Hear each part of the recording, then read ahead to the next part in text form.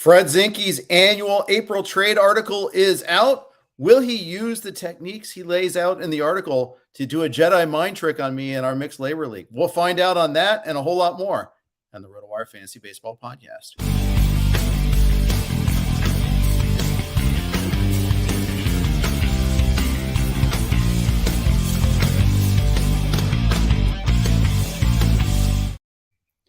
Hey, everybody. Welcome to RotoWire's Fantasy Baseball Podcast. Jeff Erickson here with Trader Fred Zinkie. He is one of two players I think in the fantasy baseball industry when I think of as a frequent, avid, and prolific and good trader. The other being Ian Kahn.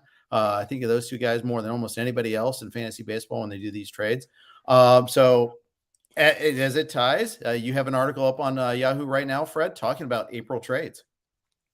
Yeah, and just trying to maybe kind of grease the wheels in some Yahoo leagues I've never been able to understand the theory of people, and I've been hit with this in some of our industry leagues where someone will say, I'm not even considering trades until we've got like a month of regular season action in the books.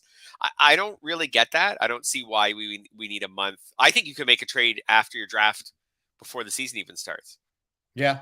That Ian did that in AL Labor. Actually, he had an imbalance between pitchers and hitters.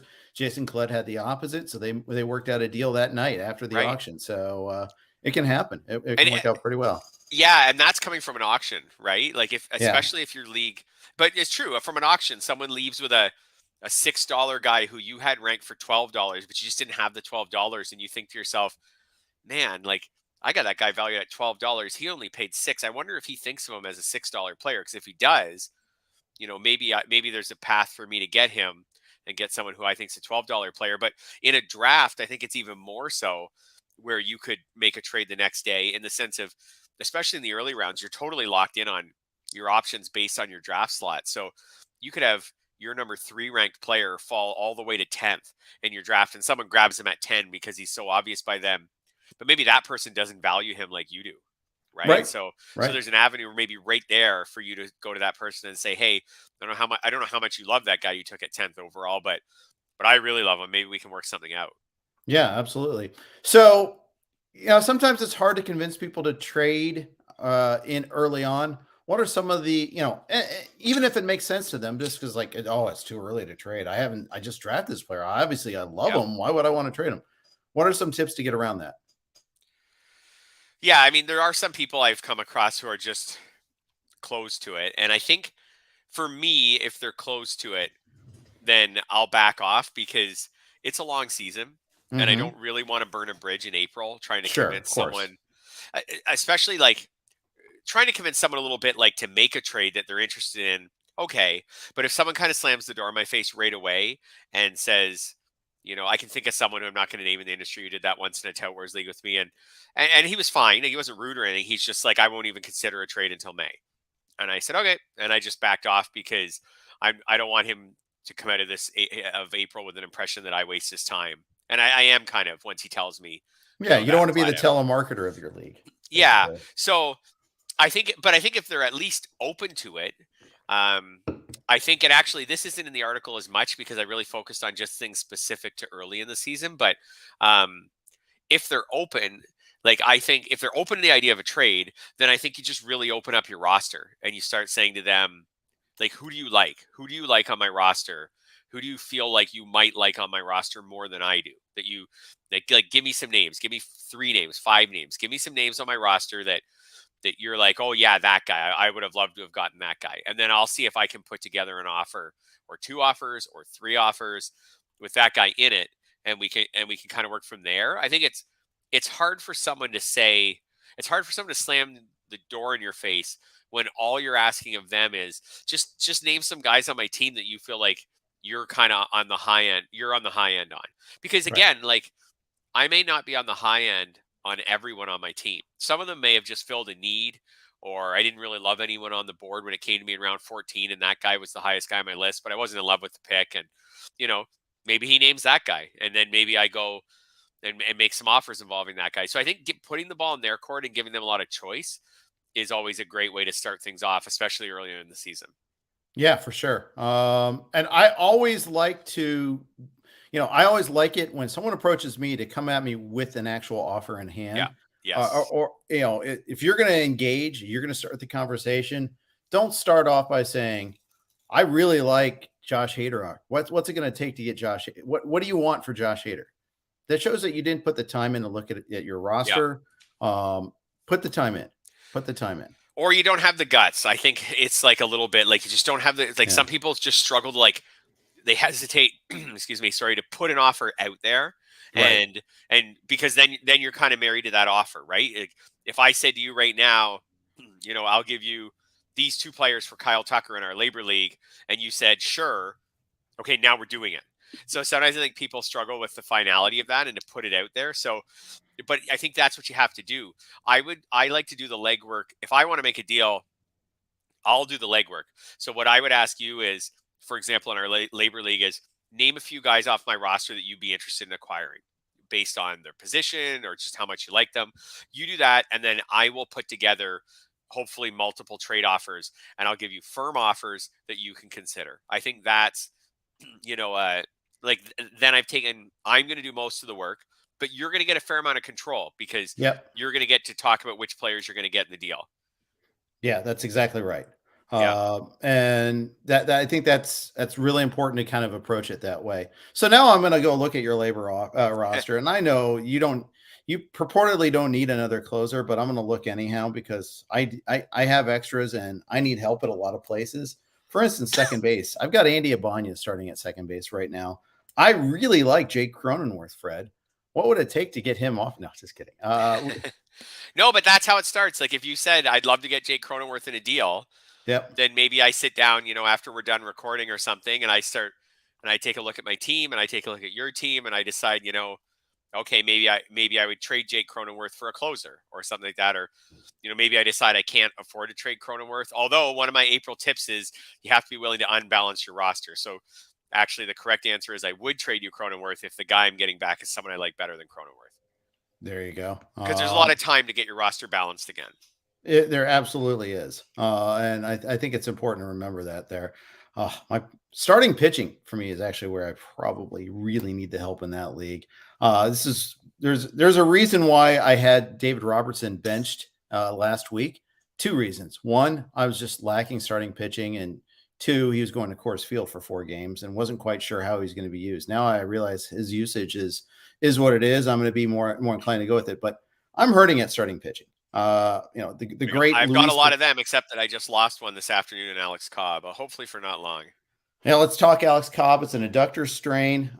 He immediately pitched the first inning of the doubleheader. Now, granted, they would like to have the Giants would like to have the extra bat. The extra arm for the second half of the doubleheader.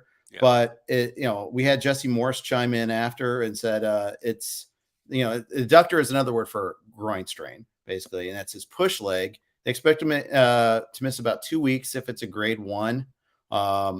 Maybe a little longer because it's his push leg, but immediately, and I know Cobb was disputing whether he need to go on the IL immediately after the game, but when the team does it that quickly, even with a doubleheader, come on, they've got like 15 pitchers on the active roster. Yeah. How badly do you really need that extra pitcher? But there you go. That's what they want to do. So they're putting him on there. That's the problem with Cobb, and this is unrelated to his other injuries, but you hate seeing it right away like this. Absolutely. We've already seen both sides of him, right? He came out with the increased velocity, really good results, lots of strikeouts. He was cruising along today, and then an injury crops up, and that's been a consistent problem for him as injuries throughout his career. This one's especially annoying because it was at the beginning of a 2-start week. He was supposed to start Sunday against the Nats, so you don't get that second start now. I mean, if all goes well, maybe you just sit him next week, and then he's back in your lineup the following week. That would be the best case scenario. Who replaces Cobb in the rotation?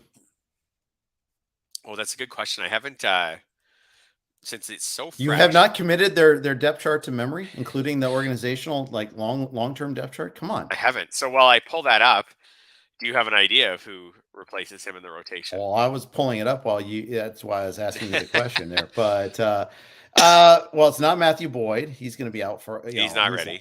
He's not ready. It might be Captain. It might be a bullpen start that day. But like Tyler Beatty's in their bullpen. Yeah, he could And go. Sammy Long is another guy yeah, who's yeah, Sam Long makes sense, or a combination. Sam Long throws 3 innings, Tyler Beede throws 2. There's your start. yep, Could be yep, something like that. yeah. Long's only pitched in 2 outings so far this season. Only thrown 1 1/3. That might actually work against him in a way for this because he's Yeah. not stretched out at all. Beatty has gone multiple innings. He's gone 4 innings in 2 outings. So seems like he's got a little longer. I mean, granted, it's Johnny Holstaff, regardless of which of those two. But maybe Beatty can go 3 and Long go 2, something of that nature there. But we'll see how they adapt here the other way. And the thing is that's something they're going to have to deal with there. Yeah, I mean they're also on the East Coast all week, and the weather on the East Coast this week is sketchy. So they've already had one Yeah. rain out yesterday. If they get one more this week, they might be able to skip that spot. Looks miserable everywhere there. Yeah. Cleveland, they got postponed again today. Yeah. It looks really stinking cold in all these cities. Chicago's looked cold all along. You miss it, right? You must I miss totally miss it. I miss the seasons, Fred, except for when it's April and it's still cold. No, I don't miss that at all. Although it was weird. We had a weekend in early April where it's 99 here. So that was too much the other extreme. But I'd take it right about now. I bet you would. Toronto is not warm right now. Weird, strange. Yeah, slightly above the freezing mark the last few days. I know Scott Pianowski's been complaining about his lack of golfing and the fact that it snowed where he is in Michigan yesterday. It snowed at my house too. Yeah, it's always cold in April. Like we go through this every year, I think, too, with teams and rainouts, and it's annoying. And then May comes along and this all settles down. But for the Giants, it could work to their advantage if they did have one rainout sometime this week and were able to skip Cobb's spot without using that bullpen day. Right. If they don't have to do another doubleheader there. Yeah. Yeah.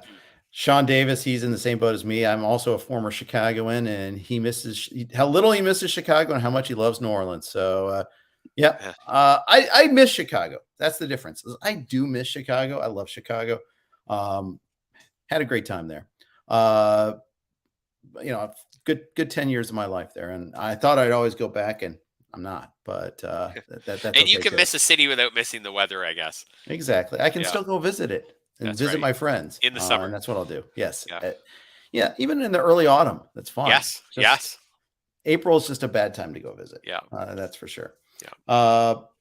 By the way, I'm wearing these Kansas City Moose t-shirt, courtesy of Anthony Gelati. He is an NFBC player, frequent listener and commenter on the podcast. So Gialdi, excuse me. I even asked him how to pronounce it, then I butchered anything. Anthony Gialdi, thank you for the t-shirt. It's pretty awesome. So anyways, I did live in Kansas as well. So at one point in time, missed that less than I miss Chicago for what it's worth. I never lived in KC though. So that's the difference. And by the way, there's Kansas City, Kansas. Don't think I'm trying to get that wrong or anything like that.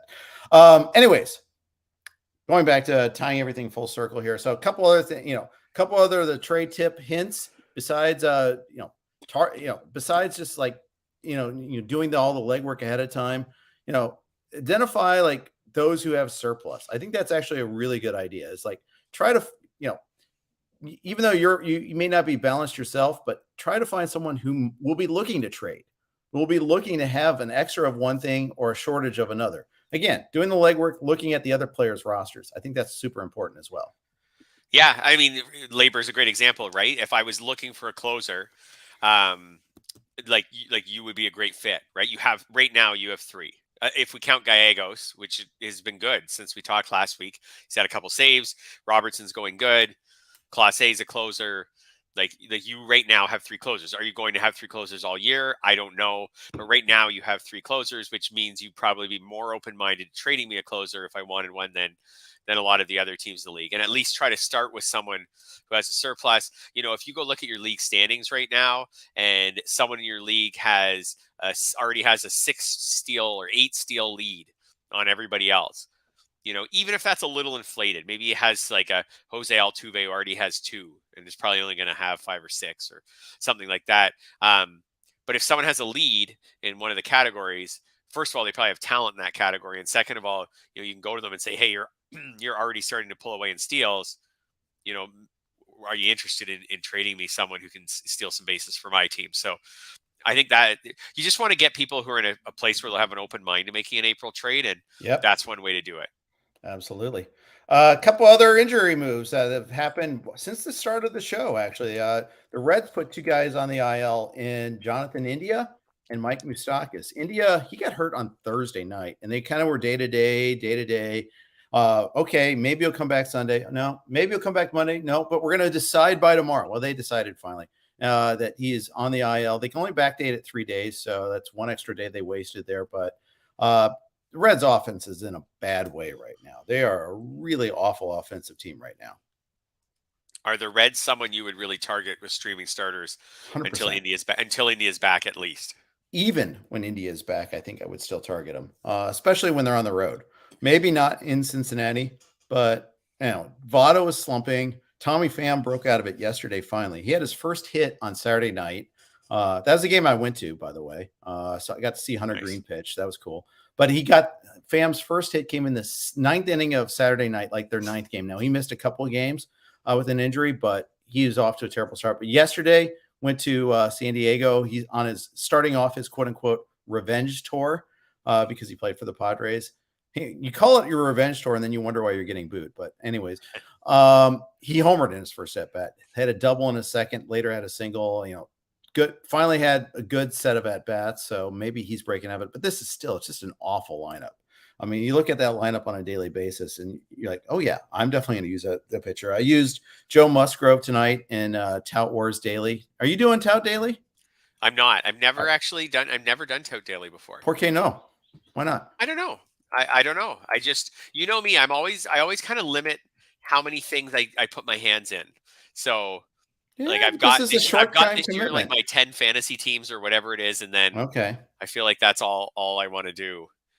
Yeah. I think that's I'm careful with how many things I get involved with, and I've never gotten into Tout Daily. I probably should. It's probably not as much time or work as I think it is. No, it's not. You put together a lineup on Tuesday and Friday, basically, and not every Tuesday, not every Friday. So it's pretty easy, and you don't have to manage it. You just put it in and then go root for your team. Yeah.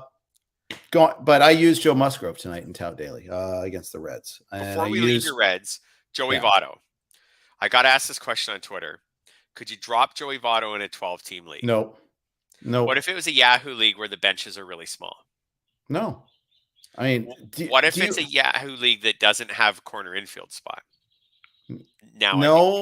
But then I'm at least I'm thinking about finding a bench spot for him. Now, the problem is, there's so many pitchers getting hurt right now that chances are you have some red on your roster right now too. And that's the trouble with short benches. Although in a Yahoo league, you usually have at least 2 IL spots to kind of accommodate that for a little bit. Friends and family, we have 2 IL spots. Now we don't have, that's not a lot. There are leagues that we have more than 2 injured players, but nonetheless, no. After what Votto did last year, no way am I cutting him. I said that if it was a 12-team head-to-head, so there's only really need to have 12 first basemen, then I think you could consider it. I don't know if Votto was in my top 12 first baseman on draft day. I don't think he was. But I said, and he's obviously started slowly and the lineup looks weak. So you were an emphatic no. So does that mean you're a buy low on Votto guy? Apparently I am. Because there aren't going to be people who are going to look at him and say he's 38. He's got Are you selling? Do you have Votto this year? I have no Votto. There was kind of, someone was asking me about this the other day. I think Jeff Zimmerman was, and I said there was kind of a clump of first basemen that went in the pick 150 range, and I had him kind of at the bottom of the clump. So I ended up with a lot more of Anthony Rizzo and some of the other first basemen, and not as much of Votto. Well, no Votto. Well, in labor, I actually missed out on that clump entirely, and I'm starting Trey Mancini there, so I can improve. I think Votto would still be an improvement. And the thing is, I only have one other first base eligible guy, and that's Tyler Stevenson, who I'm obviously not going to use at first base. So I'm buying Votto. If the labor owner, the labor manager that has Votto, come talk to me. I'll trade for Votto again. So fast it'll make your head spin. I will have something better than Ian Kennedy to offer too. That's Ryan Bloomfield. So he's got Votto in his corner spot. So there's There's your man to contact after we finish recording. All And right. he's got Paul Goldschmidt at first, so he doesn't really need. He's got some multi-position guys on his team. He's got Rowdy Tellez on his bench, so he doesn't really need to get a first baseman back. Closer for Votto. Here we go. Let's go. Let's go. Definitely. I mean, there you go. I'm playing matchmaker tonight. You are. So you couldn't do it with me. You couldn't trade with me, but okay, fine. You found perhaps a willing trader. I'm using Trey Mancini and I've in my first base slot, and I got Jonathan VR in a corner slot. So yes, I can improve. I can definitely upgrade there. Definitely have room to upgrade. I have room to upgrade a lot of spots. I have a lot of slumpers right now. Bobby Witt Jr., Kyle Tucker is often such a bad start there. Yeah. But, yes. I'm not worried about Kyle Tucker. I'm not either. No. And I'm not worried about Dylan Carlson, who's off to a terrible start too. I'm not worried about Witt even. I think there's maybe a little bit more reason to worry about Witt, but just a little bit, not even that much. With Carlson, are you worried that the slow start will just get him put back at the bottom of the lineup at some point? Maybe, but I think even then it'll be temporary. Right. It might be just a get him going sort of thing. Right. Yep, that's quite possible. Or they put him at the bottom of the lineup, then he starts hitting better, and they're like, "Hey, maybe he's more comfortable down here." I always hate it when they do that. I do too. Maybe he's more comfortable down here. Oh, okay, sure. I've fallen into that trap before. The order doesn't dictate the hitter. The hitter dictates the order. I mean, right. Jonathan India didn't become a better hitter last year because he led off. His skills made him a good leadoff hitter. I mean, I think that's the difference. Yes, and circling all the way back to India going on the IL, Moustakas going on the IL late next week. So on the weekend series next week, they go to Coors. So all you care if you have India or Moustakas on your team is that they're back, especially India, is that they're back off the IL in time for that Coors series. Yeah, no doubt. No doubt. Yeah. I want to talk about Coors and the run scoring environment generally. But first, got to share a quick sponsor note from Vivid Seats. Baseball is back. That's right. An entire glorious season, all 162 games. And with live events resuming, you can actually be there to catch all the action in person with Vivid Seats.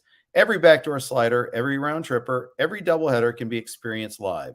And with Vivid Seats rewards, you can start earning free tickets from your very first purchase. Just buy, collect stamps, and redeem. It's that easy.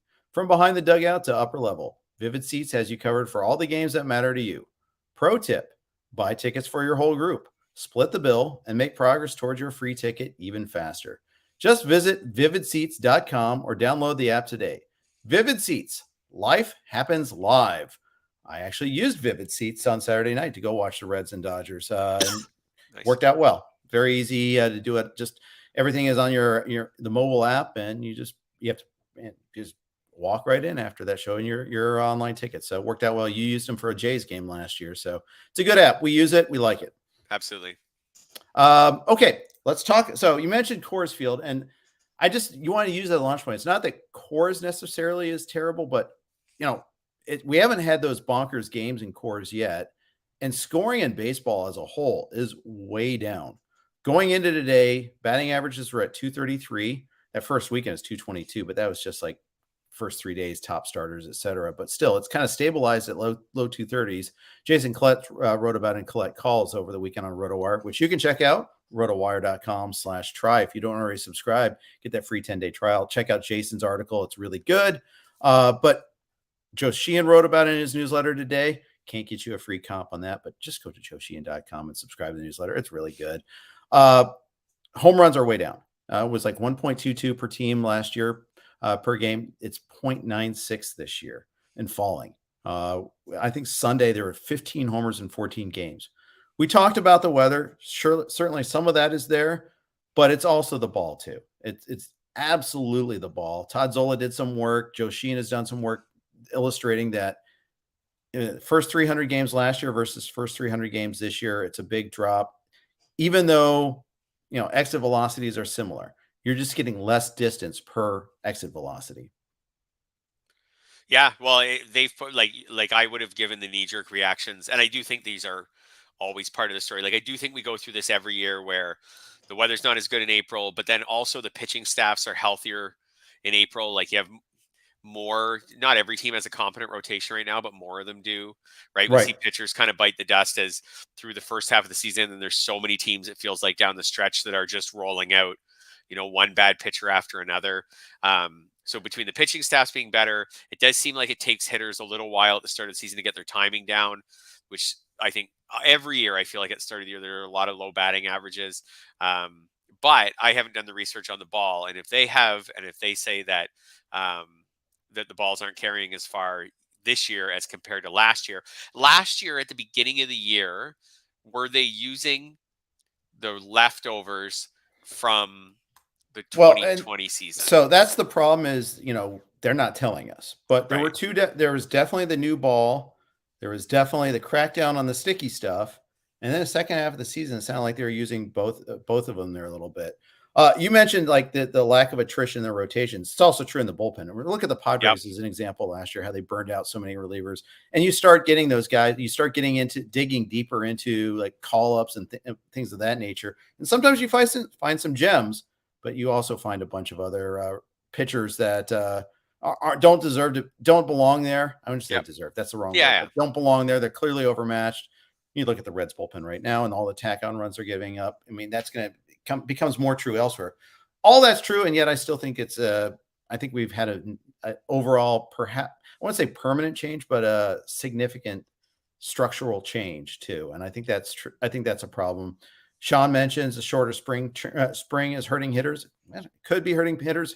Hurts pitchers too, probably in terms of how long they can go into games. Yep. Humidor in all 30 ballparks is another issue. I mean, Yep. there's a medley of issues right now, but I want to see more offense. I'm looking up, like I've got my grid channel up here on DirecTV, and I'm counting 1, 2, 3. Three of the 7 are 0-0 still.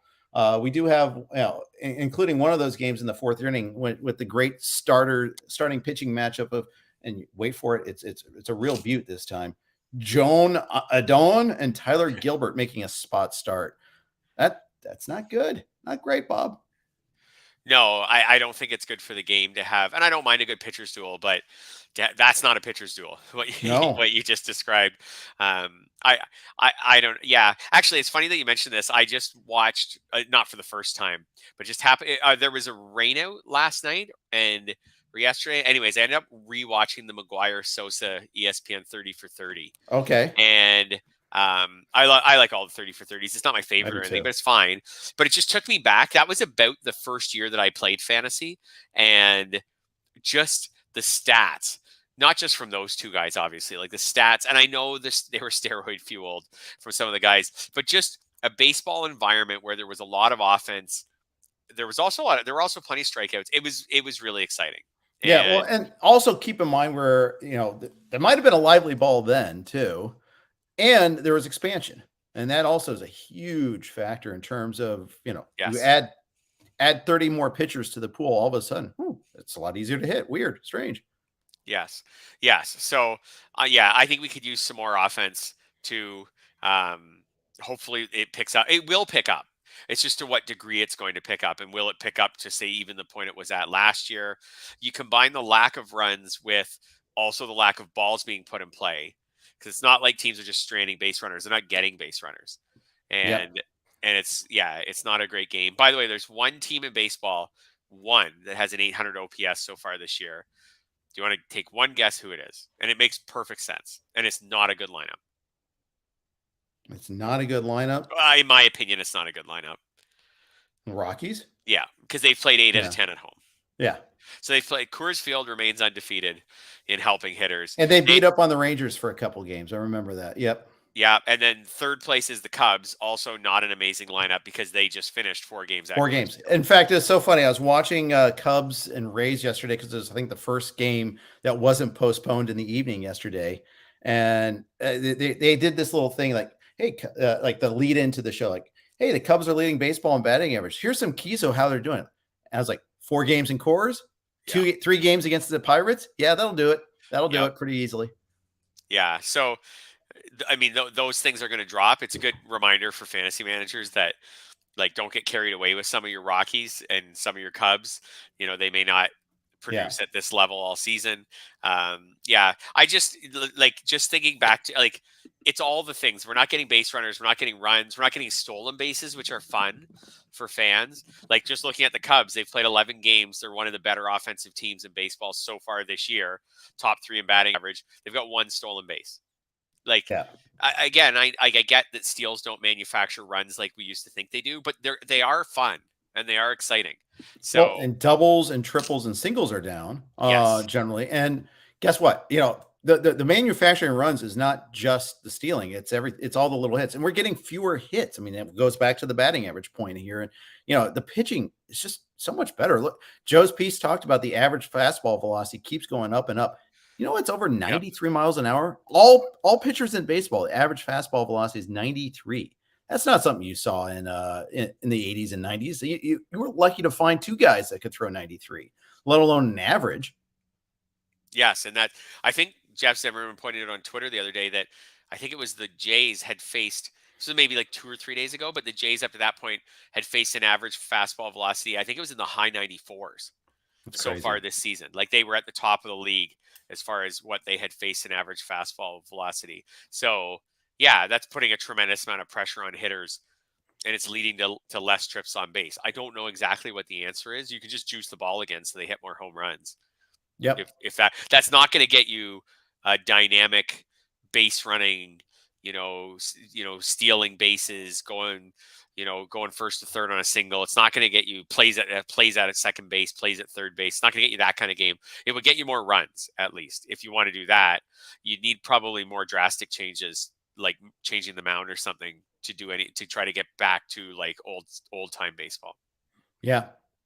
And you got to, it's got to change the pitching somehow to reverse this course. And there are no easy answers because it's going to mess up the pitchers. I mean, it's hard to pitch too, but just a lot of the technical advancements have been on the pitching side, as Joe also pointed out in the article too. And that's the thing that's changed a little bit here.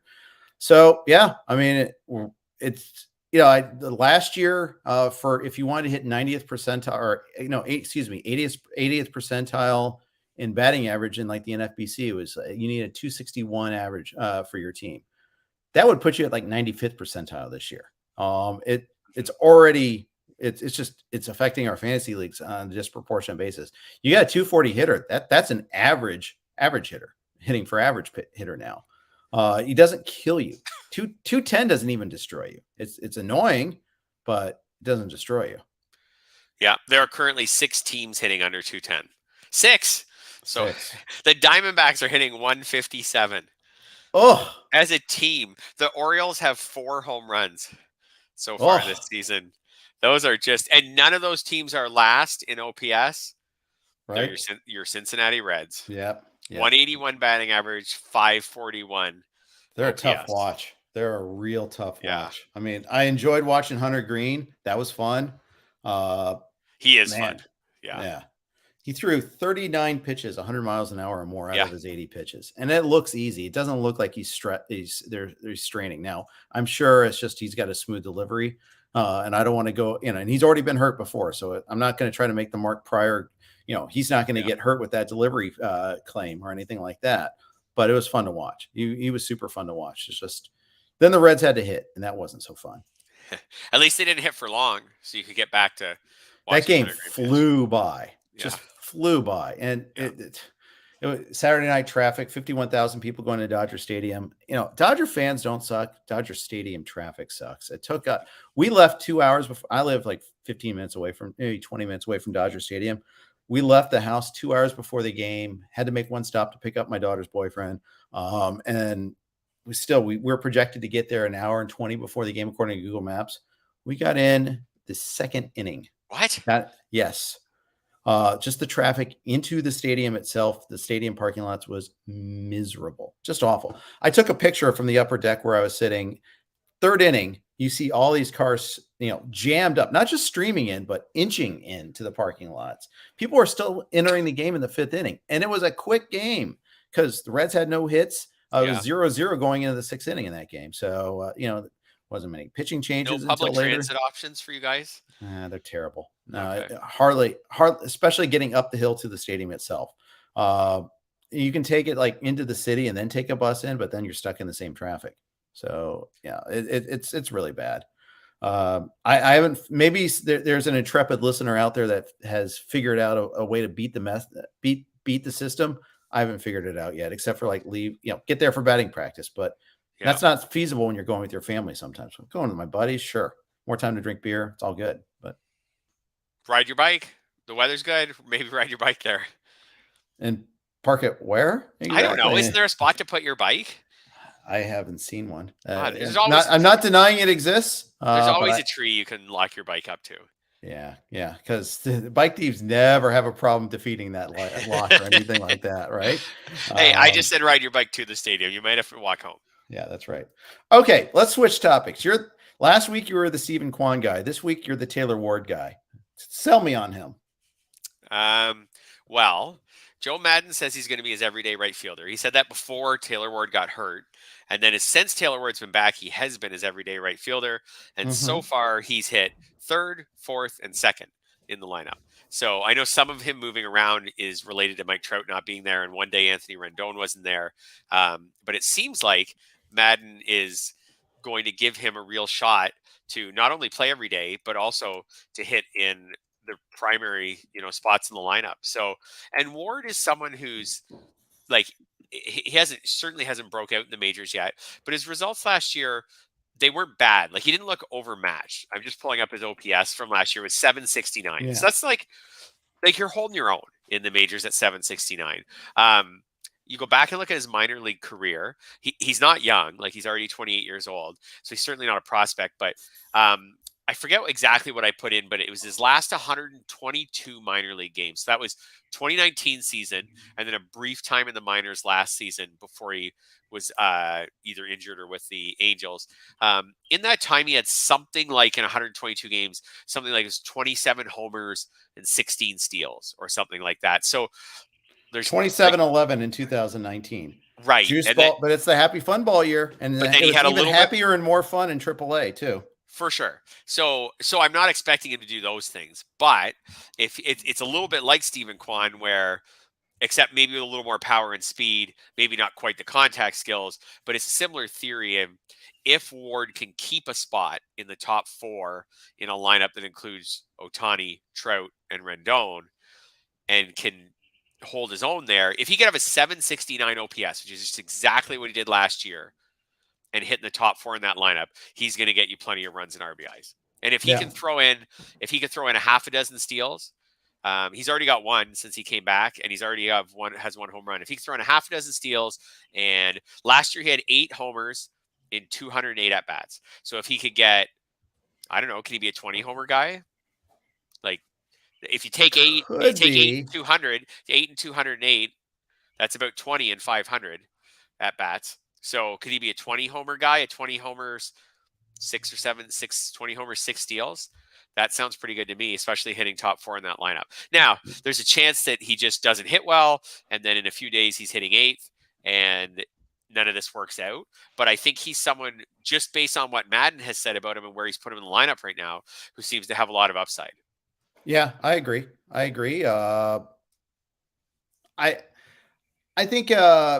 you got him for 7. The bids were 4, 4, and 3. So at least you tempered your enthusiasm compared to your Kwan bids from the week before, at least. So you learned your lesson a little bit there in terms of reading the league. Maybe not necessarily reading the player, but reading the league. Although Kwan has slumped since he faced real teams and not the Reds and the Royals. But that's my working theory. Not the fact that it was 29 degrees and snowing in Cleveland or anything like that over the weekend. But you can, but that is one of those things where you look at it there.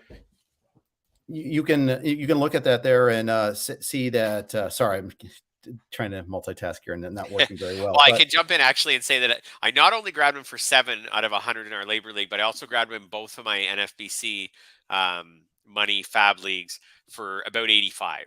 So he was in my, I was more around 75 or so. So and he went for a similar rate. So I tried, but especially because everyday player, middle of that lineup, that's pretty good. So that's pretty decent. I think also, like we just talked a lot about how hitting is really bad so far this year. And we do think it's going to come around. We just don't know to what degree it's going to come around. Now, the NLDH should add a volume of hitters that we haven't had before, because we haven't had a 162 game season where every team has a DH before. But at the same time, if the hitting's bad, maybe getting hitters who are reasonably good off waivers will become really precious. I feel like we went through that for a few years where pitching was really bad, right? And like the happy fun ball time where pitching was really bad, and man, and pitchers weren't throwing a lot of innings too. And if you could get any starter who was reliable off waivers, you were like, oh my gosh, right? Like there's not many of those coming through waivers in that particular environment. Who knows? We'll see how this year goes, but maybe the hitters, at least good ones, will be harder to find. It won't be hard to find guys who get plate appearances, but hard to find guys who actually do something with them. Well, yeah. And I think early on, those opportunities probably present themselves more often than they do later in the season too. Well, you never know. Susugo came and Schwindel got key pickups for me last year that emerged mid to late season. So it can still work, but then again, having them for 5.5 months is huge too. So that's also a pretty big aspect of that there. Mackenzie Gore went for $29 in our league because we drafted in February. This is before, well, there even was spring training, let alone good spring training results. So we had no idea, that Gore had fixed himself somehow. So he was a heavily contested bid. Tim McLeod, our resident, who likes to draft guys when they're like 14 in this league. So it's not a surprise he was all over Gore. But he won him for 29. There were bids for 16, 13, 7. Were you in on the bidding on him? Not really. I might have been one of the 3s or the 2s or the 1s. And I like 3. Gore. I was a 3 myself. Okay. I like Sorry to Gore. interrupt you. Go ahead. No, actually, this might relate back to us talking about the environment. Like I like Gore, but just on Sunday, so I was interested in Gore. I was interested in Justin Steele, who I have in some other leagues, who you got for 3. I was either a 2 or a 1, failed bid on him. I grabbed Eric Fetty, who I was a little bit interested in, who's off to a decent start. I grabbed him for $1. I was interested in Michael Lorenzen, who went for, I think, 4. I think I had a $1 bid on him. I was not really interested in Paul Blackburn, but maybe I had like a mild interest in him. I had a $1 bid on Blackburn. Yeah. So, and then I ended up grabbing Hansel Robles, who I didn't think I would get for 3. But I squeaked him out. There were 3 failed bids of 2. There's a lot more for people who don't play it. Like there's way more tied or almost tied bids in our labor league with that $100 budget, obviously, than there is in the NFBC. So every dollar, when you think about changing your bid $1, it does often really matter. Like you got Justice Steele for 3. I guess we don't know who you beat. Someone bid 2. It depends where you were in the standings and where that guy was in the standings on Sunday night. So, anyways, so I like Gore. I just didn't feel good about spending that much on a pitcher when there was a whole bunch of other pitchers I liked. Whereas on the hitting side, like I liked Ward, and I didn't see a lot of other hitters that I was really that interested in. Correct. And, I get that there. It's less granular because we only have 100 instead of 1,000, and no $0 bids, no trading of bids. Trading of FAAB dollars. Yeah, every dollar matters a lot more. So for sure, the decision to go 3, it's like that's one less player I'm getting in September. If you look at it from that standpoint, I was thinking, what would Fred bid here? Okay, Fred would bid 2, but I'm going to go Fred plus 1 here, so I can get it. I'm actually trying to be a little less cheap early in the season this year. I think that's maybe somewhere where I have room to at least maybe be better or at least be different and see how it works. So with guys like Kwan and Ward, I'm trying to go out and get, without bidding like $300, I'm trying to go out and get the guys I want early in the season. And like I said, I'm really focused maybe right now on deepening my hitter group while we sort through, who comes out of these early season slumps. And I'm trying to upgrade my pitchers maybe more through volume, through adding a couple guys every week until I really hit on someone I like. Yeah, it sounds like a good plan. I think that makes a lot more sense to go ahead and do it that way. Yeah. Going to talk some other news and notes, but before we do that, quick note from our other sponsor, Better Edge.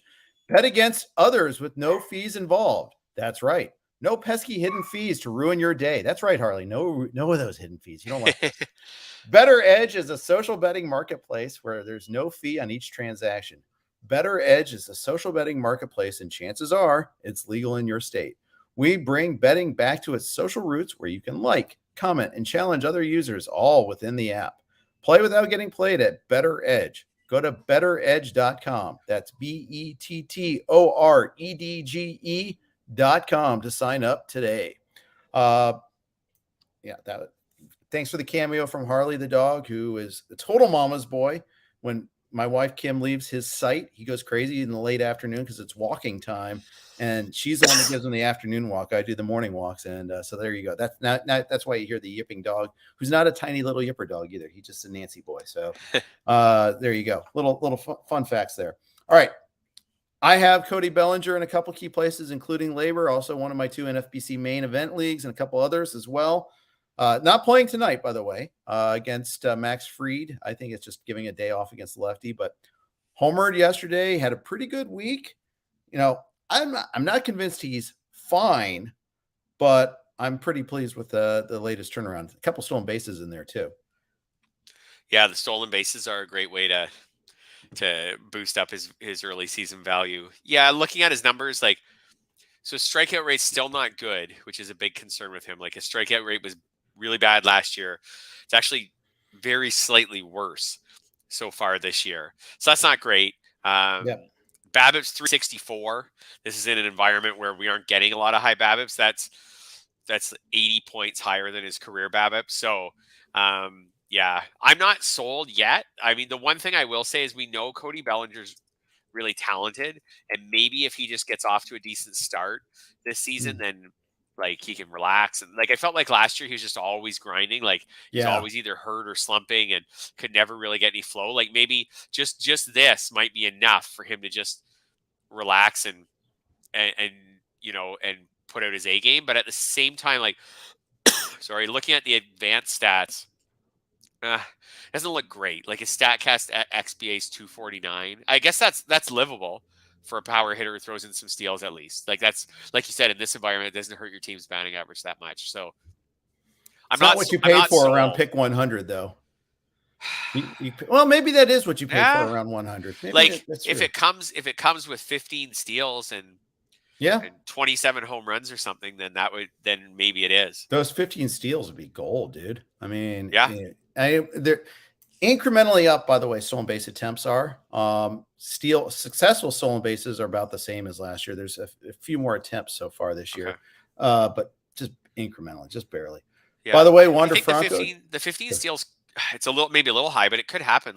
2018, 14, 2019, 15, 2026. And if you extrapolate that out, that's basically 16 or so. So, I mean, then last year, everything sucked. So it could happen. That's where the value could really come with him. If he hits 250 with some power and 15 steals, you're fine with where you took him.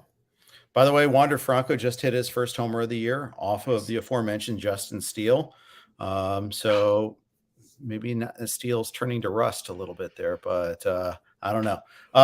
Cold weather in Chicago again too. I mean, the Rays they have 6 days in a row in Chicago in this nasty weather. Why couldn't that series be in June, right?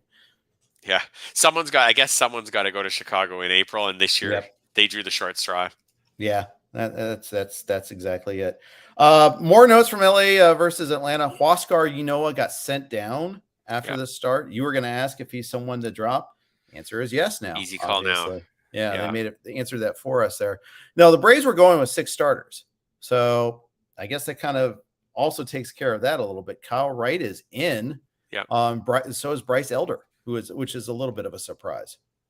For sure. And I think Ynoa could still have a stretch this season where he's helpful in fantasy leagues. He was very good last year. Yeah, he was. When he wasn't injured. When he wasn't fighting inanimate objects. That's right. And losing. Yeah. But he just came out he's basically walking a batter per inning. They can't have that. He's still a really young pitcher. He's 23, almost 24. Set him down for a month even and let him get straightened out and then bring him back up and give these other guys. I don't see much from Bryce Elder to suggest that he's going to be a solution in their rotation. So, but maybe he gets a few more starts while Ynoa goes down to AAA and tries to get everything figured out. Yeah, that's true. It's interesting watching this Braves Dodgers series. These are, 2 memorable NLCSs in a row against each other. these are good teams, and we'll probably see, good chance both will make the playoffs again, although, nothing is ever guaranteed in life, but these, especially once the Braves get Acuna back. But now that the Braves now have Kenley Jansen, the Dodgers now have Freddie Freeman, it spices up that rivalry even more. Yeah, I think it's the Freeman thing. The Jansen thing's fine. Like the Dodgers basically decided they didn't want Jansen anymore, and the Braves picked him up as a short-term closer option. So I don't think there's much animosity there, but the Freeman thing is spicy. Like as far as like him, like it kind of seems in the end like he didn't mind. Like he was pretty happy maybe to leave Atlanta and go home to California and become a Dodger. Like he's been pretty openly excited and emotional about it. And I think that's rubbed some Braves the wrong way a little bit.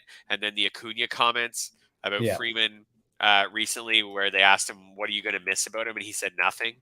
That I think has added, like, you've got two of the better teams in baseball who should continue to be so for the next few years. So you got a great rivalry on the field. Now you've got this Freeman thing, and you've got this love-hate for him from the Braves side.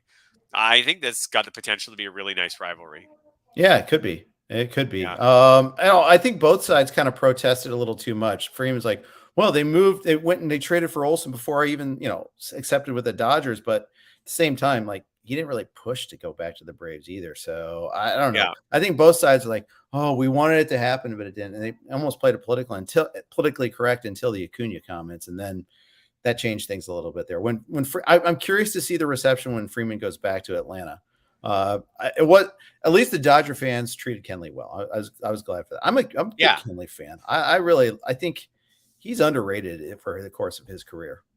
Yeah, and I think Kenley, is pretty straightforward as far as he gave everything he had to the Dodgers and was a great closer for them for a while and a solid closer for a while. So Dodgers fans shouldn't feel anything but love for him. And he would have been happy to come back to the Dodgers. They just didn't offer him a contract. So he's pretty straightforward. I think the Freeman reaction in Atlanta will be mostly positive because like he was their star player for over a decade and they did delivered a World Series. Yeah, absolutely. But it seems like there was a bit of a split in that locker room where maybe it might not have just been Acuna from some of his comments. Maybe some of the younger players. I was just going to say a generational gap. Yeah, didn't love his kind of old school, be seen and not heard until your fourth year in the league kind of mentality. So it does seem to be a bit of a generational gap. And I'm not going to hate on Freeman. Like he came up where that was kind of the way rookies were when he started in 2010, 2011. But guys like Acuna aren't going to settle for that. And good for them. That's not their approach to the game. And I hope that when Acuna is Freeman's age, he treats the young players in baseball the way he wished Freeman treated him. I think that's a great point. Yeah. And we'll see what happens with that. I want to hop over to Philly. Bryce Harper dealing with elbow soreness. They have to DH him every once in a while, but that means Schwarber and Castellanos in the outfield. And I don't think too many people really want to see that. You look at the rest of that roster though, too. I mean, there's Alec Bohm is playing third base again. In fact, the defensive alignment today has Castellanos in right field, Schwarber in left, in Coors Field, which is like massive acreage out there. Alec Bohm isn't back in the field. They finally, Joe Girardi finally is convinced that he can play the field again. His bat's so good, you kind of have to put him in there. But Rhys Hoskins is not a good defender at first base. Didi can't throw. I mean, at shortstop, it's a bad defense here. And is that enough to make you change your mind on using some of these Philly pitchers? Like, you're obviously using Aaron Nola, but beyond that, does this change, or do you think it's not enough of a factor? Like, would this change your mind on a Ranger Suarez or Kyle Gibson start? It hasn't Zach yet. Wheeler? It has. Zach Wheeler got crushed the other day. I don't know how much of that. I didn't get to watch that start, so I can't like attest to the defense, whether it was good or bad, or if that had anything to do with it. So I will. I'll defer on that. But no, I'm not starting Gibson this week because it's Coors Field, not because of the defense. Yeah. Because he's exactly the marginal type of pitcher that I'm not going to start in those situations anyhow. Suarez was really, I mean, Suarez had a bad first start, but that was the Alec Boehm game. That was the one where Boehm, said, effing hate it here and all that.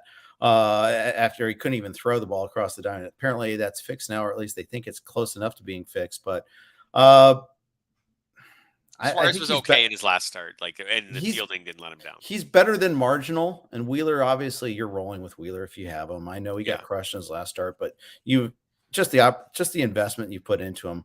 I think it'd be a knee jerk reaction to bench him at this point in time because of a bad start. So, I mean, no, I'm not changing really. I guess Zach Eflin and Kyle Gibson would be the only ones where I think about it, but no, I'm probably not benching them either if the start's advantageous enough to begin with.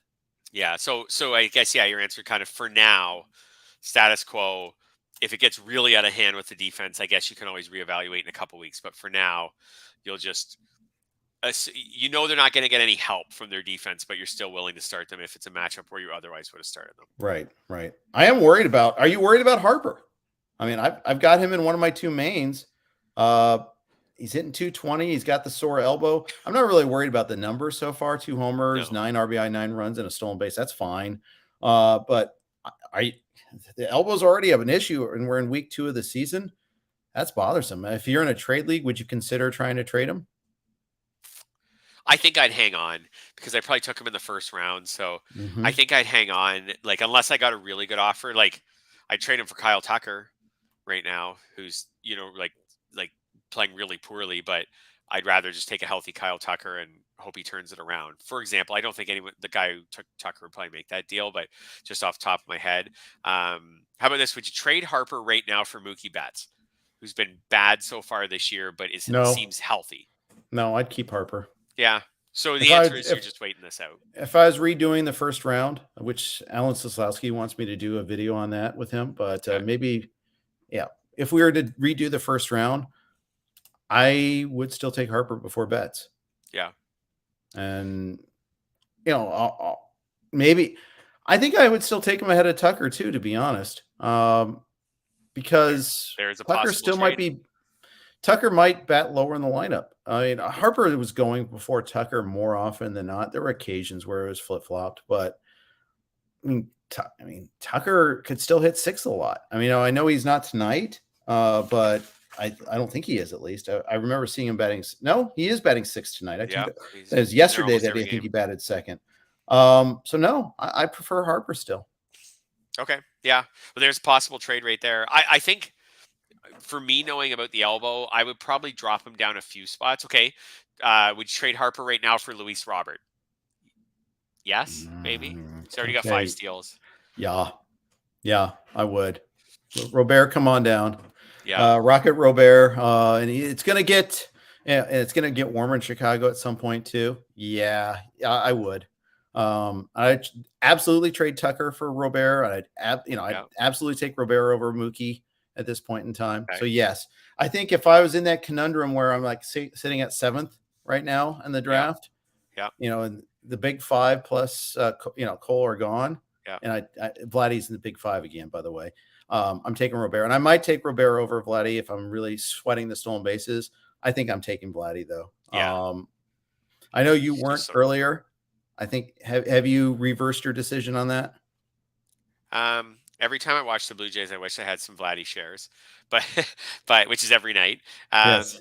But no, I don't really regret, even though they're off to slower, he's off to a slower start. I don't really regret taking Bichette over Vladdy just because I needed those. No, I wouldn't take Bichette. I wouldn't take Vladdy over Bichette. No. I still kind of have Vladdy where I had him before, which is in that top 7 or 8. I have Cole and Burns in there. I have him in that top. I would still have him in that top 7 or 8. Okay. How about this one for Bryce Harper? Bryce Harper or Rafael Devers, who's off to a really nice start. I mean, Saul's third base. The difference is Devers really going to run it all? He had 5 last year.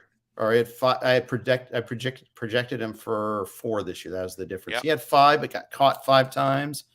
Hasn't attempted one this year. No, I mean, it's tempting. Devers is awesome. So close call there.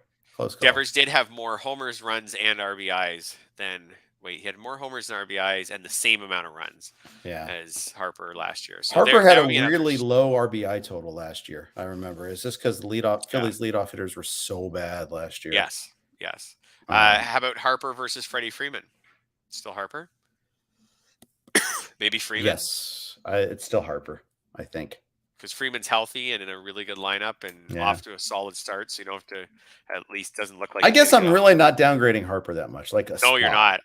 Most of these most of these ones that we've just debated, the elbow would be enough for me to, because it's so slight. So the elbow would be enough for me to put all these other guys ahead of Harper and just make him like a mid-second rounder if I was drafting again right now. But only because he has a higher IL chance than every other hitter that we just mentioned, just by virtue of the fact that know he has something present right now. Yeah, sure, of course. So just the concept that I might miss I'm more likely to lose him for 2 to 4 weeks than any of these other hitters just makes me put him down behind all of them. I'll probably put Machado ahead of him too. That's fair. Yeah. Do you have Harper anywhere? Can you act on that? Where you had him before. Can you act on that? Do you have Harper anywhere? I have no Harper. Okay. But I think it makes sense. I'm not there yet, but I think it makes sense. Yeah, I mean, and this is something that'll swing in the next week. Either in the next week, he'll be back in the outfield and the elbow seems like it's not an issue anymore. And I guess then I might put him back in the first round discussion, or in a week he's still DHing and then we've got a real problem. Yeah. I think that's right. All right. One more guy I wanted to mention in your list of slumpers. There's a whole lot of people under OPS of 400. I'm going to pick one of those, and that's Franmil Reyes. Dude he's not just slumping. He is striking out like it's gone out of style. Have you, I only have him in a couple leagues, but man, I'm concerned. Lowest OPS in baseball of any qualified hitter. 321. Yeah, that's right. And we're talking about a guy, one walk. And we're talking about a guy with like zero speed component to his game. Right. So I guess he did steal 4 bases last year. I can't say zero speed, but basically he's there to mash. Lowest OPS so far. So in theory, he's been by some metrics, he's been the worst hitter in baseball so far this year. Keep in mind, he's 2 batters behind the great Stephen Kwan, and he has 2 RBI. So that gives you a sign right there. Yeah. Or since I like to spin everything pro Stephen Kwan, think about how many runs Stephen Kwan would have scored if Franmil had just been playing like his normal self so far. Nah, Ramirez knocked him in every time. Oh, yeah, he probably did, actually. Ramirez has been on fire. You're right. He's on my labor team. He's been on fire. Jose Ramirez has been very useful. He has. Back to Reyes. Yeah, his strikeout rate has always been bad. It was really bad last year, and then it's even worse so far this year. His walk rate is not usually good, but it's not horrendous. This year, so far, it is horrendous. Yeah, everything is wrong with Franmil Reyes right now. I think, I'm not dropping him in any leagues, but I'm for sure, I think I need to bench him in a 12 for sure. Yeah, it's hard to say. Obviously they haven't played a game this week. They've been weathered out 2 days in a row. Yeah. And by the way, that's a good thing if you've got Cleveland hitters right now, because you don't want them hitting in this messy cold weather anyhow. You'd rather, although I say that, but they missed out on a Dallas Keuchel start, instead. And Lucas Giolito is hurt right now. They don't have to face him, but they also don't have to face any pitcher in cold weather. So I don't know. It's kind of a mixed bag as far as that goes, but they're going to make that game, one of those games up at least when it's warmer weather, presumably. So we'll see. We'll see how that plays out. But sometimes you don't mind an April cancellation if they make that game up in June. Yeah. Especially now that we don't have 7-inning no double headers. That's right. Yes. And Franmil could be a nice buy low right now. So everything's wrong with him. His XBA is 170. So it's not even it's not even that he's been incredibly unlucky or something. He's just been bad. Yep. That being said, he's been streaky before. I think he'll probably hit his way out of this when the weather warms up. He's the kind of guy who I think you can buy low on. Realistically, it's hard to you can do it, but it's hard to buy low on first round players, right? Because people are often married to those guys. They really wanted them. Franmil's the kind of guy someone took in round 10. And if he's just really, really bad and the person's benched him, maybe you can go in and get him for pennies on the dollar and stick him on your bench for a couple of weeks and see if he comes around. So I think he's an interesting buy low right now. He also jams up your utility spot. Maybe someone's happy to get rid of him for that, but maybe someone's happy to get rid of him for that reason. Yeah. I mean, he was going like 120 ADP. So maybe, get a 15th rounder for, trade a 15th rounder for him, baby Yeah. profit. I mean, I don't even know. I don't even think I'd bench him. I think I'd probably just use Yeah. him. I'd Yeah. stash him Maybe. I'd stash him in my active lineup, and because you don't want to miss the first 2 good games. I don't know. If you believe in him enough to trade for him, I just play him. Yeah. I think that makes sense. Yep. So, but yeah, I think he's the type of buy low, or he also, if you, because I'm always thinking about these trade angles, if the person who has Franmil needs something else, you're like, give me Franmil, right? Like the person who maybe you're looking to unload your David Robertson and your third closer, and you look at the guy's roster who wants him, and you're like, you know what? Give me Franmil. Now that would sound like highway robbery during draft season, even on opening day, even maybe after Robertson got his first save or two. But now that Franmil's struggling so much, maybe the person's like, you know what? This guy's causing me more headaches than I know what to do about. Sure, you can have him. I'm not saying we're quite there yet, but maybe we're going in that direction. Yeah, maybe so. Yeah. Maybe so. We'll wait and see and find out that one. Maybe someone else will come flying at me with a Franmil trade offer now that I've expressed an interest there. Who knows? The benefits of listening to the end. Indeed. Indeed. Anything else you want to share before we sign off today? No, I think I'm good. I don't know. So you were checking the scores. How are my Jays doing right now? The great Zach Collins has homered again. Let's go. It is 1-1. Are you a Zach Collins believer? Is this like, is he finally unlocking that potential that was long feeded of him when he was a White Sox prospect? Probably not. But if he did, you know what I mean? Like the Jays have a long history of unlocking power hitters, so including Teoscar. So, going back to Encarnacion. So maybe it's not a bad setup for him now with Danny Jansen out for several weeks where, he can kind of rotate in at a catcher, DH a little bit. They want a left-handed bat. If he's got, this is his chance. That's for sure. Yeah, absolutely. And that was a opening day trade. Basically, they traded, Collins for Reese McGuire. They wanted to get a little more left-handed. Maybe they also just wanted him. It's possible. Yeah.